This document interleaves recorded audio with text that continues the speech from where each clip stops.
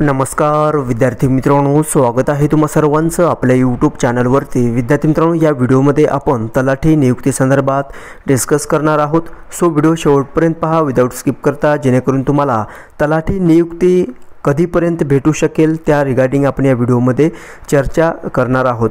विद्यार्थी मित्रांनो पहा, आतापर्यंत पुणे, नांदेड, चंद्रपूर, नाशिक, धाराशिव जिल्हा तसेच नागपूर जिल्हा आणि जळगाव जिल्हा या जिल्ह्यांतर्गत तलाठी जॉईनिंगच्या ऑर्डर पास करण्यात आलेल्या आहेत।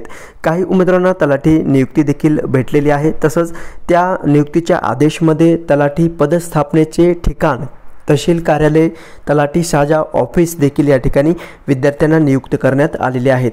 विद्यार्थी मित्रांनो, आता ज्या काही जिल्ह्याच्या ऑर्डर पेंडिंग राहिलेले आहेत त्या लवकरात लवकर शासनाद्वारे त्याचे आदेश, जॉईनिंग ऑर्डरचे आदेश निर्गमित करण्यात यावेत अशी आपण या ठिकाणी आशा करूयात।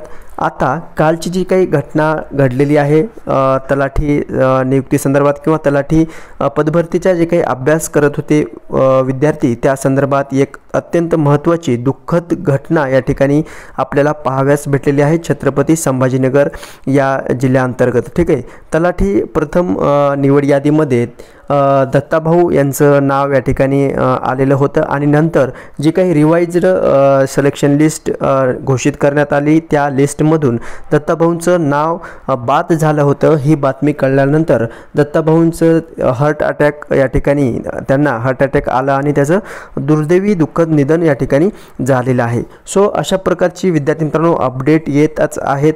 अशा ज्या काही अपडेट येत आहेत भरती संदर्भातच्या त्या वेळोवेळी मी तुमच्यापर्यंत पोहोचलेच आहे, परंतु ही दुःखद बातमी अतिशय दुःखदायी आणि विद्यार्थ्यांच्या मनावर कुठेतरी घात करणारी या ठिकाणी आपल्याला पाहाव्यास भेटलेली आहे। विद्यार्थी मित्रांनो, धीर सोडायचं नाही, कारण आपण स्पर्धा परीक्षा या क्षेत्रामध्ये उतरल्यानंतर आपल्याला लगभग आपण जर पाहिलं तर 5-6 वर्षे या ठिकाणी द्यावेच लागणार आहेत। कारण स्पर्धा परीक्षा हे असा एक खेळ आहे जो सर्वजण काय करू इच्छितात, खेळू इच्छितात, पण सक्सेस रेशो फारच अत्यंत कमी असतो। ठीक आहे, त्यामध्ये तुम्हाला या ठिकाणी लक जे आहे ते आजमावं लागणार आहे। ओके, सो पहा, आपण जर विचार केला प्रत्येक भरती प्रक्रियेचा तर विद्यार्थी मित्रांनो जवळपास ज्यावेळेस जाहिरात निघाली त्यावेळेस जाहिरातीपासून ते तुमचं सिलेक्शन होईपर्यंतचं कालावधी जर आपण पाहिलं तर जवळपास 2 ते 3 वर्ष या ठिकाणी या भरती प्रक्रियेला पूर्ण होण्यास लागतच आहे। कारण आत्ताची काय सिच्युएशन झालेली आहे, जाहिरात निघाली त्यामध्ये एज्युकेशनल क्रायटेरिया रिगार्डिंग जर व्यवस्थितरित्या जाहिरात असेल तर वेल अँड गुड, नसेल तर डायरेक्ट त्यावरती केस चालू होते। ठीक आहे, मग हा प्रकरण मॅटमधून मॅटनंतर हायकोर्ट, हायकोर्टनंतर पुन्हा सुप्रीम कोर्ट असा कालावधी आता वाढत गेलेला आहे। ठीक आहे, त्यामुळे ही भरती प्रक्रिया सुरळीत होत नाही। ठीक आहे, आणि त्यामध्ये विद्यार्थ्यांच्या मनामध्ये संयम जो आहे तो संयम राखण्याचा कालावधी या ठिकाणी कुठेतरी संपुष्टात येत आहे आणि त्यामुळेच अशा प्रकारच्या दुर्दैवी घटनांचा आपल्याला या ठिकाणी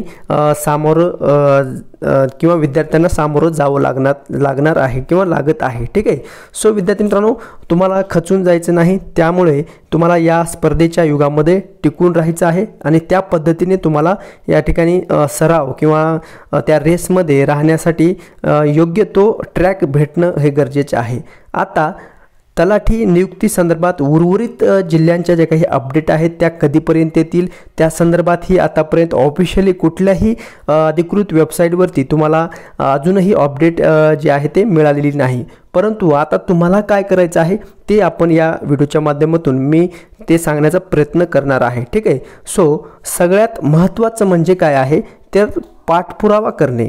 ठीक आहे, यामध्ये तुम्हाला काय करायचं आहे विद्यार्थी मित्रांनो, जो कोणी स्थानिक लेवलवर आमदार असेल, खासदार असेल, त्यांच्याकडे तुम्हाला मागणी अर्ज किंवा विनंती अर्जच्या स्वरूपामध्ये मागणीपत्र नियुक्ती संदर्भात सादर करायचं आहे। ठीक आहे, सो जर या मागणीपत्रांचा किंवा नियुक्तीपत्रांचा किंवा दिलेल्या जे काही आदेश आहेत नियुक्तीचे त्या आदेशांचं किंवा जे काही तुम्ही मागणीपत्र घेऊन गेलेलं आहे, जे काही स्थानिक आमदार खासदार असतील त्यांच्याकडे त्यांनी कुठल्याही प्रकारची जर दखल घेतली नाही तर तुम्हाला द्वारे ट्विटर वार करायचं आहे। त्यामध्ये तुमच्या मोबाईलमध्ये स्वतःकडे ट्विटर अकाउंट असेल तुमचं स्वतःचं किंवा टॅब तुम्ही वापरत असाल तर त्यावरती ट्विटर डाउनलोड करून घ्या आणि त्यावरती आताचं जे काही सध्याचं एक्स आहे त्यावरती स्वतः ट्विट करायचं आहे। स्थानिक आमदार खासदार तसंच त्यांना टॅग करायचं आहे, जे काही मंत्री महोदय आहेत त्यांना, तसंच विरोधी पक्षनेते जे आहेत त्यांना टॅग करून तुम्हाला हे मागणीपत्र किंवा तलाठी भरती संदर्भातचे आदेश लवकरात लवकर निर्गमित करावेत किंवा आदेश विद्यार्थ्यांना द्यावेत। ठीक आहे, जे काही सिलेक्ट झालेले उमेदवार आहेत त्यांना लवकरात लवकर नियुक्तीचे आदेश देण्यात यावे अशा प्रकारचं मागणीपत्र ट्विटरद्वारे तुम्ही या ठिकाणी सेंड करू शकता। त्यामुळे काय होईल, एकतर जास्तीत जास्त विद्यार्थ्यांचा त्याला सपोर्ट भेटला किंवा व्ह्यूज वाढले तर या नेते लोकांचं किंवा नेते मंडळीचं त्याकडे लक्ष वेधलं जाईल। ठीक आहे, सो अशा पद्धतीने तुम्हाला या ठिकाणी